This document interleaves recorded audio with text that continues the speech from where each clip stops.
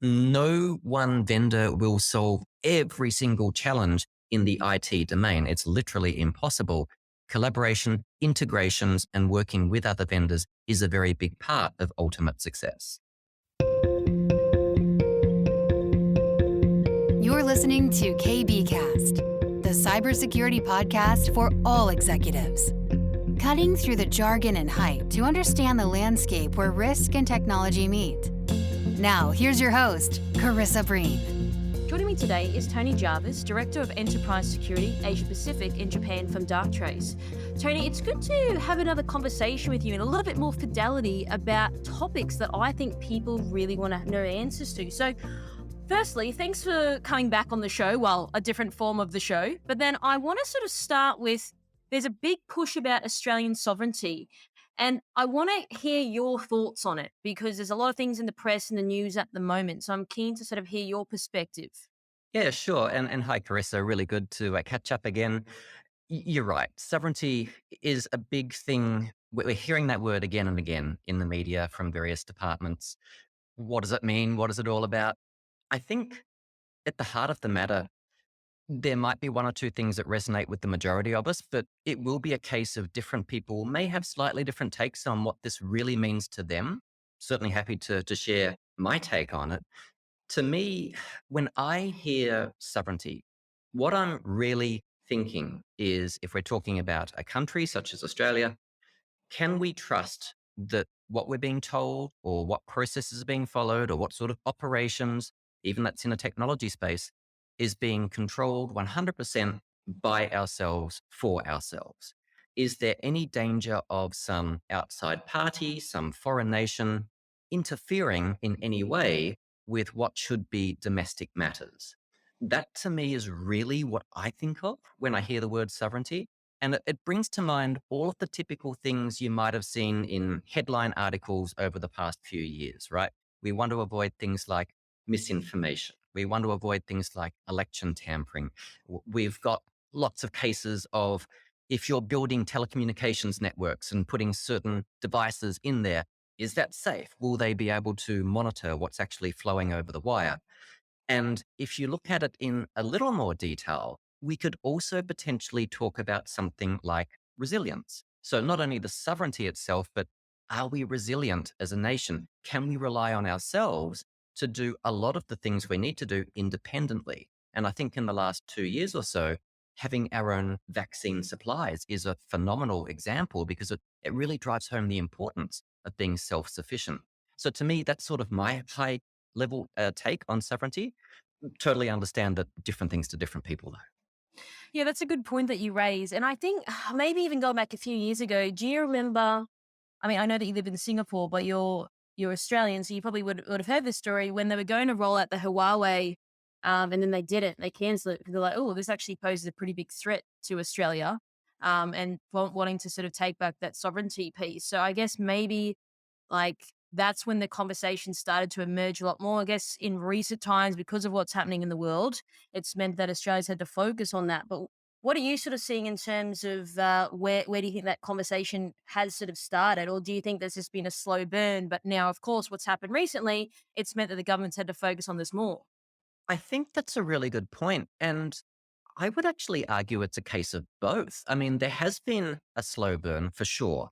It's something that we have been talking about as an industry, even in the public domain, for quite some time. But when you do have cases like the Huawei debate, as an example, it's not the only debate, but certainly a noteworthy one. For better or for worse, it serves a really good focal point of bringing these matters into the public domain, getting people talking about them, getting people interested in things like national security. And that can be somewhat hard to do at times. So I think that's great for debate, for people asking the right questions, for people genuinely being interested in finding answers and actually being able to rely on those answers as being accurate. So yes, this does really pave a way to governments, organizations, individuals all working together, sharing information and being part of the greater conversation.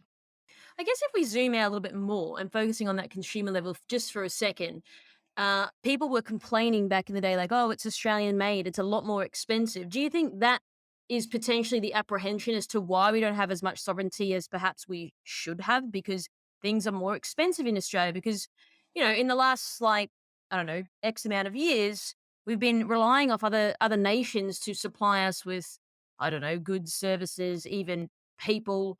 Uh, what are your thoughts on that? Are people still going to have the same complaint, like, oh, it's too expensive? Or do you think that that's going to dissipate now? It's really tricky to say. It's a really good question, though. If we're talking about Australian made and prices being somewhat higher, there's different fields where this is going to be scrutinized in different ways. So if we're shopping, on a supermarket shelf and we see two products side by side, one is Australian, more expensive, one is foreign and cheaper, well, that may really come down to a dollars and cents decision. But if we're talking about security, if we're talking about governments and the security of our nation, well, that's somewhat different in terms of the conversation we're having. That comes down to trust and being able to rely on what you're seeing is really legitimate. Is anything being tampered with in some way? We cannot build everything ourselves. I don't believe really any country can. There will always be reliance on other countries to provide us with certain goods, maybe certain services, but I think at the end of the day, it just comes down to let's look at this carefully. Does it make sense for us to build certain things ourselves? Does it make sense to outsource it?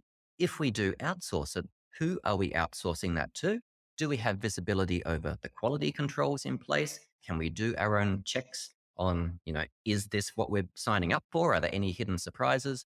Can we trust the party that we're actually receiving this from? So I think there's some of the questions we need to have in mind when we sort of embark on these conversations. Just going back to the dollar and cent. So, for example, if you've got a security company and the government's like, all right, we're going to leverage all of our capability in Australia, for example, does that then mean that security companies know that the government is going to use them so that they can drive their prices up? And if so, will it drive their prices up? Again, a really, really good question. I know that I've been working in security for a while, especially from a vendor space, and there really is price sensitivity. A lot of organizations will have a policy of if they are considering putting certain protections in place, they will shop around. They will go to a number of different vendors, get a number of different quotes, and price is certainly one aspect, one criteria they look at. So I don't believe that price hiking is necessarily going to be something that is tolerated by the people signing off budget at the end of the day. That's something I don't really see happening too much. And you've really got to temper those expectations with the quality of the service or offering that you bring to the market. If there is a significant price attached, people really do want to expect that they are receiving a superior product. And so those two do really need to go hand in hand. So, just moving on now, in terms of switching gears, the Australian government is concerned about the growing attempts by foreign governments or their proxies to exert inappropriate influence on and to undermine Australia's sovereign institutions. So, how do you believe we as an industry can address their concerns? I know we sort of touched on it a little bit now, but if we go on a little bit deeper, I'm keen to hear your thoughts on it.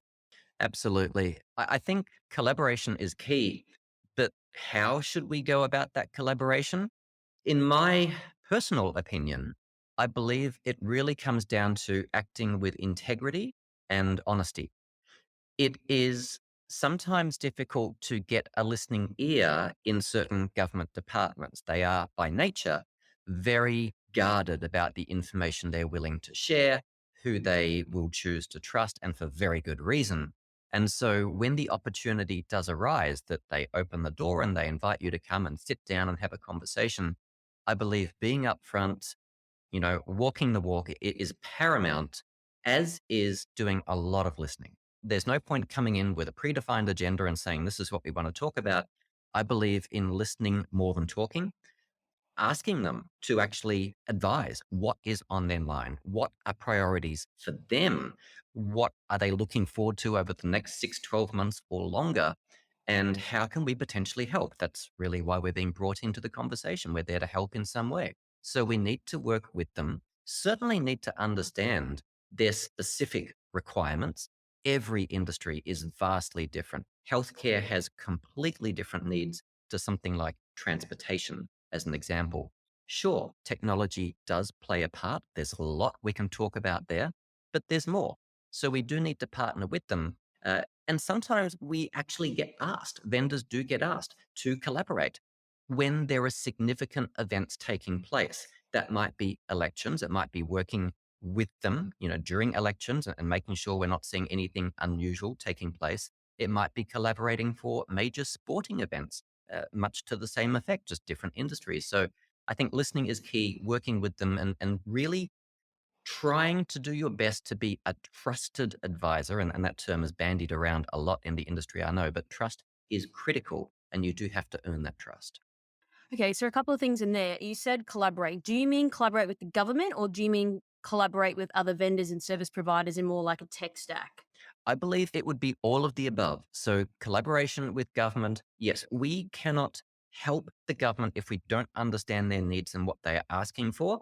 That comes down to having the right conversations and having them in a way that there is trust in the room that they feel they can talk honestly.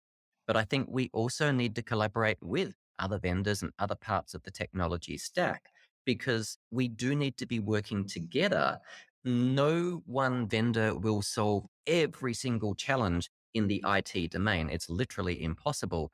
Collaboration, integrations, and working with other vendors is a very big part of ultimate success. So, just pressing on that point a little bit more, one of the things that I've noticed in our space, and I've spoken to a number of people in interviews as well, we talk about sharing and collaborating.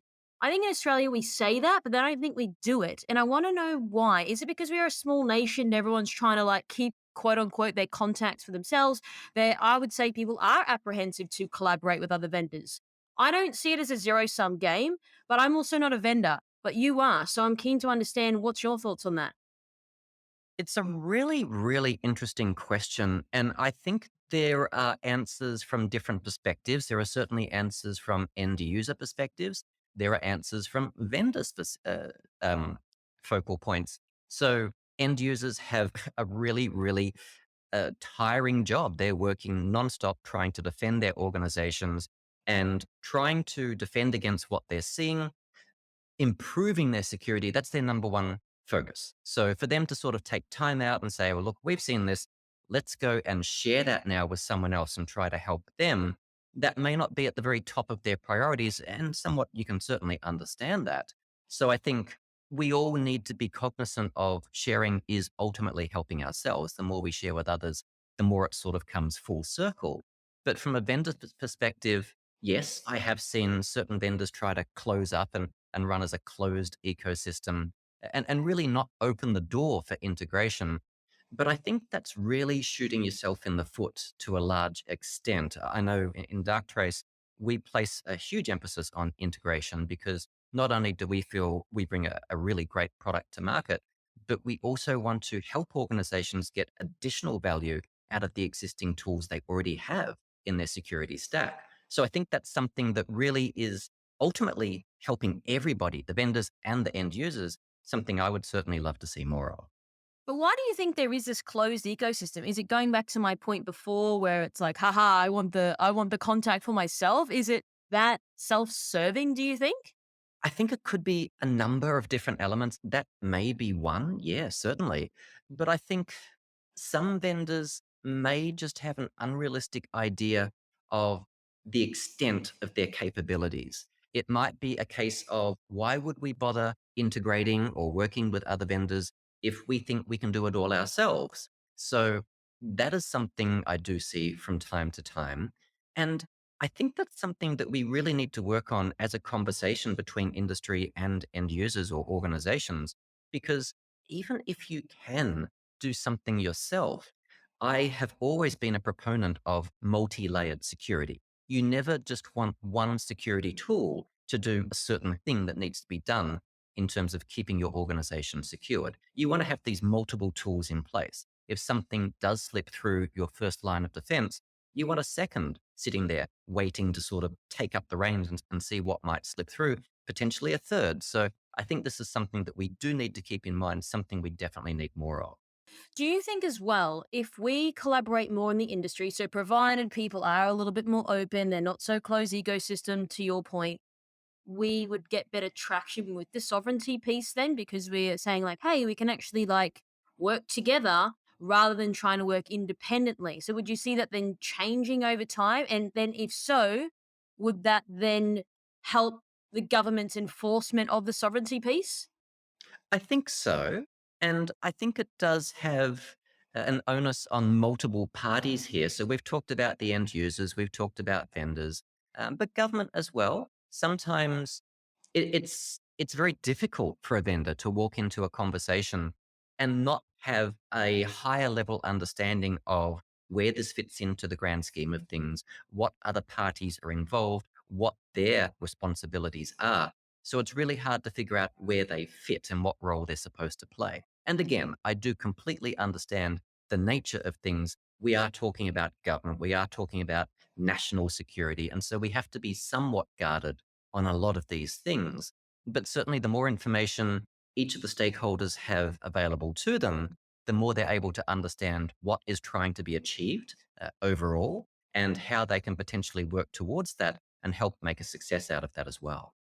When you say somewhat guarded, what do you mean by somewhat? Well, I have had a number of conversations with government agencies in the past over a number of years. And depending on the stakeholder, they can go a number of different ways. Some will be very, very prescriptive. So there is a very specific agenda. It's somewhat a fact finding mission, a number of different questions. They're interested in answers to those. Maybe not so much of a two-way conversation. Then there are others that are certainly the other way around. It is a conversation. They're looking for advice. They want guidance and they're willing to share information to help make sure the guidance they're receiving is correct and accurate. Then there are the ones in the middle where it may start off, guarded up front at the start, and they're not really sure how much they can share. They're not sure what sort of things they're going to be told or what sort of agenda someone they're inviting in might be bringing. But then as you earn their trust through that conversation, you do see it start to change. You see the walls come down, you start getting more information being shared. And that to me is a real win because if I'm walking in, I am there to help. I genuinely want to help. The more information I have, the better I understand how I can potentially help and what I can bring to the table. So I think that's something we should all strive to work towards. And then you spoke about trust before, and you raised that again, which is the operative word trust. And yes, trusted advisor is floating around in the space. What would be your definition of trust? I think personally, if I'm talking about trust and I'm talking about conversations between various stakeholders, it's really having the confidence that when you are told something, that is really what the message is. There's no hidden agenda. There is a genuine interest in helping out. We're not serving to further our own desires at the expense of somebody else, take anybody else for granted. It's really about working collaboratively together for a greater goal. So to me, that is trust. If we can achieve that, I think we've solved the majority of the issues that might potentially hold us back in terms of moving forward together. Would you say we are achieving that? That's really difficult to say. Every conversation is different. This is one of the things I really, really love about my job. No 2 days are the same. No two conversations with any given stakeholder are the same. It's always different. And things change. It's a very dynamic environment. Threats are changing all the time. Priorities within organizations, companies, end user environments also changing. So I think it really is being able to adapt and saying, look, this is what we were talking about yesterday. Things have changed. What else can we bring to the table today? What more do you need? Are you aware what's changing? Can we help? Can we share information? So really, I can't give you a hard yes or no to that, but certainly the more we're able to accommodate that and work in that way, I think the closer we are to earning that trust. And trust is a long-term thing. It's not transactional. It's not we had one meeting and there was trust in that meeting. It is we are happy to be part of a long term relationship. We trust that, yes, we're being given honest information today and we will continue to receive honest information in the future. And this is a partner we want to look forward and build our future together with. That to me really is trust. So in a recent DFAT white paper, there was a statement. Now I know obviously you don't work for the government or anything, but I'm just keen to hear what your thoughts are. So the statement was the government will act to protect the sovereignty, integrity, and transparency of our institutions. What do you think this means to you? To me, I like to take this, and I did see this, and I did have a look at the white paper. It's a very interesting read. It's a lengthy document, but certainly touches on some very, very important aspects there. I think at the end of the day, what the government is trying to say is that they're doing a number of things. First of all, they recognize the risk. They recognize that they operate within an environment that is not safe, and they need to recognize that and see what sort of threats they're facing. They need to respond, and we're talking about things like policy, legislation, working with other parties, getting information. So that's part of what we're doing here, putting those policies into place, then monitoring, is this working? Is it enough? Is it too little? If so, how can we adapt? How can we tune this going forward? Constantly adjusting that and looking both domestically at the local challenges and abroad. What sort of things are foreign nations doing in terms of their own critical infrastructure, for example? Is it working for them? Is it a good idea for us that we can potentially introduce? So for me, I recognize that that is what government is trying to do. So to me, it becomes all about, I know what they're trying to do, or I think I've got a pretty good idea. Now, how can I help them? And it's really about being that trusted stakeholder that we were talking about before, giving them the information they need to affect their policies, to decide whether or not their current policies are working, or if they're seeing things like notifiable data breaches being reported regarding certain sort of events, certain sort of attacks, specific industries being targeted more than others. Can we advise why we think that might be as cybersecurity professionals, as vendors? What insights do we have into maybe this might be an explanation why certain things are happening? And then the government may be able to take that and feed it back into changing existing legislations, working with various stakeholders in certain industries more. So to me, that's really the end goal, what we're talking about here. So what insights would you have in your position at your level across multiple clients and industries that you're sort of seeing? Is there anything that you can share today? Yeah, every industry is totally different, which again is one of the things I love about my role.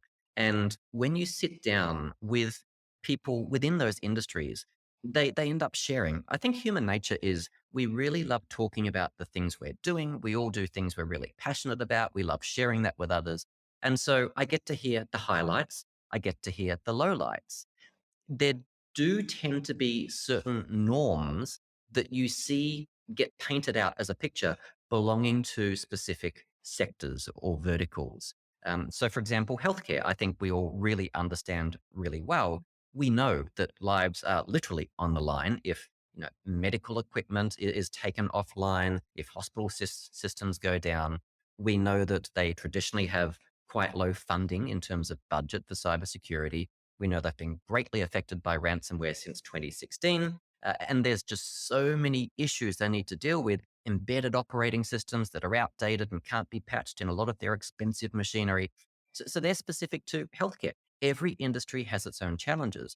But by being able to sit down with people across a number of different industries day in, day out, we do get a really good idea of the challenges they're facing. And that is certainly really useful information we can feed back to government departments when we're brought in for conversations, really almost as feet on the ground in the thick of it, as an extension of the security team with some of the customers we work with. Do you think as well that working with like a partner like yourself, when you're working government department, you may not see things as broadly and as openly because you're not out there working across multiple different industries. Do you think that they are aware of that? Or do you think that they are sort of maybe less inclined to work with partners because maybe they think that they've got it all worked out? Yes, actually, that's a brilliant question. It's a really, really good question. I'm not sure how much of that comes down to the organization or the individual working within a given role inside that organization. What I can tell you is that I've had interactions or engagements go both ways. I have had interactions where it's very prescriptive, and the conversation is basically, we know what we need. Here are our predefined questions. Just give us some answers, please, and really little else. And I've had exactly the opposite. I've had conversations where I'm brought in as somebody with eyes on specific industries and sort of the challenges that organizations are going through. And that is seen as really critical, valuable information that can shape things like policies. So it has gone both ways. I think it's also about choosing the right stakeholder within the organization. So there are so many different roles if we're talking about cybersecurity, both in end user environments, private organizations and businesses, and the government space as well. And if you're going to have a specific conversation, that conversation is greatly going to be influenced by the roles that the people you're interfacing with actually hold. So compliance officers will be interested in different things than SOC, heads of security operation centers, as an example. So I think that also plays a big part in the ultimate success of how those conversations actually end up. And I'd like to understand from your perspective, Tony, how the government is committed to protecting the security of critical infrastructure for Australia, which is kind of lends itself to the sovereignty piece. You've just touched on it before. Healthcare, if things go down, people's lives could be lost. I think Woolworths is now part of that equation. We can't have our shopping centres going down. So I'm keen to hear your perspective on that. Yeah, there's a lot to say there, I think. The government certainly is doing a lot, in my opinion. Is it enough? Well, that's a separate conversation. I don't think there's ever enough, no matter what country we're talking about. But in terms of how the government is committed to protecting the security here, and we're talking about critical infrastructure, I think a lot of it comes down to legislation. And there has been a number of different policies introduced over the years. The one I sort of keep coming back to is the Security of Critical Infrastructure Act of 2018 and its enhancements. And it's interesting to look at some of the things contained within there. So, as an example, we've got mandatory cybersecurity notification obligations. So, if it's a really critical security incident, then we know that these industries are expected to report those things happening within a space of about 12 hours. And that is, to me, a really, really good step forward. So we've got, if it's critical, 12 hours. If it's not so critical, maybe up to 72. But the notification, the disclosure is really, really important because at the end of the day, if the government is trying to help, they need to know what the problem is. And human nature is nobody likes admitting something went wrong. And unfortunately, if we're not required to disclose, and this is not Australia, this is globally, this is just, the human condition, we really don't want to admit these sort of things. So policies like this, I think, are very much required. And the tighter the requirements around, yes, you must report, and if you don't, you are penalized, it does give us a more accurate uh, standing in terms of we see the things slipping through, and then we can sort of prioritize. We can understand where we're falling down, what additional measures we might need to take. One of those measures, actually, another element of the Act is government assistance, the obligations there. So if the government does identify that a critical infrastructure organization does not have the ability to respond themselves, to actually undertake the incident response, they might insert themselves into that incident response process. Now, is that a good thing or a bad thing? I think you could argue both ways. At a high level, if the organization is not able to fulfill this role themselves, potentially it's a good thing. If they are, they're really mature, they've got a really good understanding of what to do. Maybe that might add, too many cooks in the kitchen. But I think it's a good incentive to bolster security and prove to government departments that you do have this under control. You do have the capacity, you do have the expertise and the skills and the processes. So I think this is really sort of pointing us in the right direction. Okay, so there's a couple of things that you said in there. So you said the government is committed. Now, some people will say they're committed to going to the gym, but they're not. Do you think the government is committed because then it's backed up by policies and it's mandated and it's regulated? Is that them saying we are committed because we are mandated? Well, I think there's what they say and what they do, and it's exactly the same for the gym membership, right? I can pay money, get a gym membership, and never use it. It doesn't really do my health much good. But if we're talking about government, we see that there is legislation, and we see that legislation is being changed from time to time. That means they are paying attention to it, they are monitoring it, they are seeing what they can potentially improve. I have observed there is there is a growing interest and support by Australian government, a growing awareness that cybersecurity is super important. They need to have people in senior positions who are accountable for owning this. So there is responsibility. And I do see with things like, yes, we do have mandatory disclosure laws. There are fines. So if people don't report it, they do stand to be penalized. So I do see that as an element that will ensure that it is enacted. So going back to the gym example, if I choose not to go, that's it. I'm just not going to go. If an organization chooses not to report, they will be penalized. And we know with the actions, the activities that we see, the information being reported in the media in terms of government policies, that is not a one and done. We have seen multiple iterations. We've seen extending themselves out, reaching out into engaging with other stakeholders, having conversations, learning more, doing more. So I really do see this going in the right direction. So would you say where we are now is probably just a step in the right direction? Because of course, like you said earlier, like we're never going to ever do enough, no matter who you are or where you're based. But I guess we are sort of traversing on the right path, would you say? Absolutely, absolutely. So security is not a destination. And I'm going to sound very cliched here, but it really is a journey. Everything changes day by day. Even if we have hypothetical perfect security today, new risks emerge tomorrow, new vulnerabilities are identified tomorrow. So we have to be working on this continually, and we need to be doing that together. We need to engage with outside parties. We need to ask questions. We need to get lots of good information and continuously adapt. So I think we are on the right path. I don't really like to say, are we in the right spot today? I don't think you can ever answer that question, regardless of what country we're talking about. But what I do like to say is where we are today, how does that compare with where we were yesterday? Has the situation changed? Has it changed for the better? And I genuinely believe that to be the case. And I am genuinely optimistic about where we are going as we embark on the months and years ahead. So if we zoom out a little bit more, what do you believe are the potential national security risks to critical infrastructure that you see? Uh, is Australia prepared?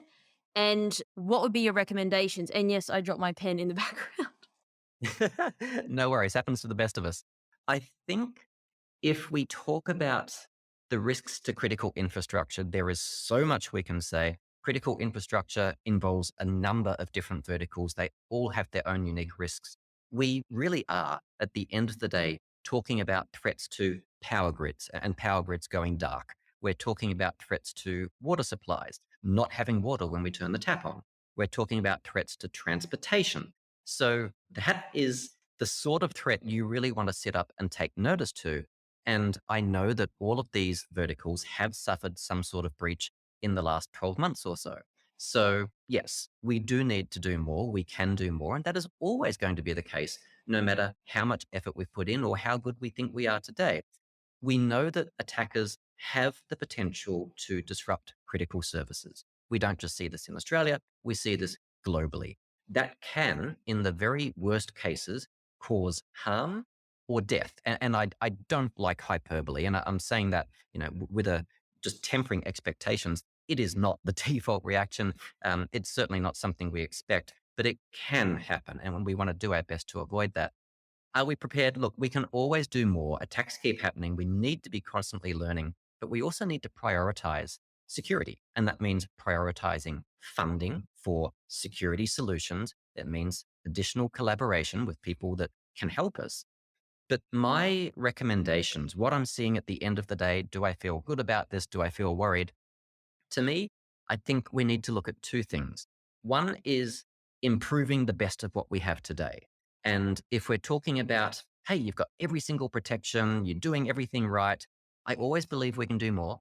If you've got a great big security stack with lots of firewalls and security gateways and antivirus and all of that good stuff. Yes, that's going to be really good at finding things we have seen in the past, maybe not super great at catching 0 days, new threats. That's where you might want to look at things like anomaly detection. That might be where you leverage things like machine learning, artificial intelligence, automation. But at the end of the day, I'm more worried about the basics that just aren't done properly and end up being the reason why some of these breaches happen. So, as an example, RDP being open, wide open to the internet, and all you need is a username and password, and it's probably a pretty easy one to guess. No multi factor authentication being used. Seeing users with excessive permissions being given admin level permissions when they really don't need it. These are the things that really make me worried. And these are the things that we really need to crack down on. I don't know whether it's awareness, penalties if it's not done properly, but we certainly do need to revisit that conversation. So the first one that you said is improving the best of what we have today. So, couple of things. Would you say that we are operating the best we can today, or of course there's more things that we can do, like you sort of touched on, like RDP, MFA, all that type of stuff. So, do you think that maybe we just need to sit back and say, all right, we need to do the focus on doing the basics like patch management and MFA, all these things. But that I don't like to say it seems obvious, but don't you think it does seem obvious? Like, because there's so many you just spoke about before, like anomaly detection, and we're talking about like machine learning. Like, this is very far in advanced, and if we're still talking about like basic patching, like this, it seems like we're not getting the basics right at all. Agree with you on both points. And I think they're actually related. I'm a big proponent of getting the basics right. I do remember one engagement I had with a stakeholder in the past, and I was talking about patches and patch management and talking about getting the basics right. And after that meeting, one of the gentlemen in the room came up to me and made the comment or observation, just because it's the basics doesn't mean it's easy. And that is so true. I think we do sometimes oversimplify how easy this should perhaps be. It's not always easy. There are systems we potentially cannot take down because they're mission critical. There are systems in production environments that just they're really sensitive. We might need to be doing things in test environments first before we even think of doing something in production environments. And we may not even know where all of our assets are, talking about things like shadow IT as an example. So, yes, totally agree with him on that point. Just because we call it the basics does not mean it's easy. So, what do we do? Well, I think this is where we have that other side of the conversation about really looking at the more sophisticated things. So, if you do know that no matter how much you try to get the patching done, there will always be some systems that you either can't or won't get around to. Well, what do we do about that? Can we look at preventative controls? Can we look at things like looking at your attack surface? What sort of systems do you have? What is in the public space? What versions of firmware are they running? What vulnerabilities exist for those? And that would be the things that attackers would try to exploit to get in. So I think looking at it from multiple angles, if I was an attacker and I was looking at an organization I was interested in going after, what would I find? What would be the top priorities at the end of the day for that organization to go in and address? You can't do everything all at the same time, but if you have security tools that can tell you what an attacker might see, rank them, give you a priority. This is if you've got just one thing you need to do today, focus on this, and that will be the best return on your security investment today. I think that goes a long way to countering the negatives of not always being able to patch, as an example. So you said before two things that you would prioritize with security. So I think one was, of course, improving the best of what we have today. What was the second point? Well, so I was talking about the best of what we have today and looking at, AI, automation, that sort of thing, anomalies that we're seeing, but also the basics. So I was saying improve the best, but we've also got to look at the worst, the other end of that spectrum. So if you said before, like basics isn't easy, which I agree with. It's, theoretically, if we read a book about patch management, it seems easy, right? But that's not how it is when we're out there doing this stuff, day in, day out. But then it's like, if we can't do the basics, which isn't easy. How can we introduce complexity then to an environment or to an organization? I think, and this might be somewhat polarizing, but I think if we can't do the basics, that in itself introduces complexity into the environment. So, for example, if we've got devices in the organization, we want to understand what those devices are. We want to make sure those devices are patched. We want to make sure they're compliant with organizational policy. But how does that factor in with BYOD? If we have individuals bringing their own devices into the organization, a lot of companies have tried to say, look, that's just not allowed, and faced huge backlash from their employees, and employees will somehow find a way around that. So, what do? You really can't enforce having specific sort of security solutions on personal devices a lot of the time. So, this might lend itself to reaching out to end users, educating them, user awareness. I think there are multiple angles we need to look at when we have this conversation. Every challenge is different. If the way that we've been trying to do it in the past doesn't seem to be working for us, then I think we need to look at it from a different angle. At the end of the day, and I can say this with confidence because I am often asked to come into organizations and talk to their non IT staff, the staff that do everything except IT and security, and talk about security. And they really, really enjoy it. We talk about the risks to them personally, their personal lives, their family members, but also the organizations they work for. And they do genuinely have an interest in understanding more. Who are these people trying to attack us? Why? What can we do to help out? So I think how our security teams interact with our regular staff, keeping the business running, keeping the lights on, if that is a good relationship, if there is positivity involved, I think we can do very well. If we are penalizing people for doing the wrong things and they tend to fear the IT department, that might go against us. So I think a lot of this is relationship building as well. So, in terms of a summary, is there any sort of closing or final thoughts that you'd have in terms of the sovereignty piece or the critical infrastructure you'd like to leave our audience with today, Tony? I think really at the end of the day, it all comes down to leveraging on what we're doing right now and what's working well, but always trying to find out more. What can we potentially do further? What isn't working today? And it doesn't matter whether we're talking about critical infrastructure, government, or private enterprise. I think that should be the daily task of a security function, whether we're securing organizations or securing the country.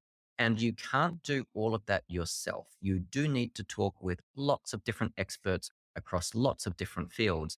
And I think this is a really good thing. Certainly, if you reach out, you have different conversations with different people, you're going to get different answers. Is that a negative? They're all saying different things. No, I think it's a positive. You need lots of different perspectives because at the end of the day, you take all of that away, you filter it, you look at it through the lens of your individual organization, company, government department, and identify what makes sense for you. So I think collaboration is key, having that genuine interest in finding out more, and being able to accept that what we're doing today isn't enough, and figuring out where to actually take that forward in future together. Thanks very much for that, Tony. Really appreciate you taking the time today to share your thoughts, your insights, and your observations about the space. Thanks very much. Been an absolute pleasure. Thank you. Thanks for tuning in. We hope that you found today's episode useful and you took away a few key points. Don't forget to subscribe to our podcast to get our latest episodes. This podcast is brought to you by MERCSEC, the specialists in security, search, and recruitment solutions. Visit mercsec.com to connect today. If you'd like to find out how KBI can help grow your cyber business, then please head over to kbi.digital. This podcast was brought to you by KBI.media, the voice of cyber.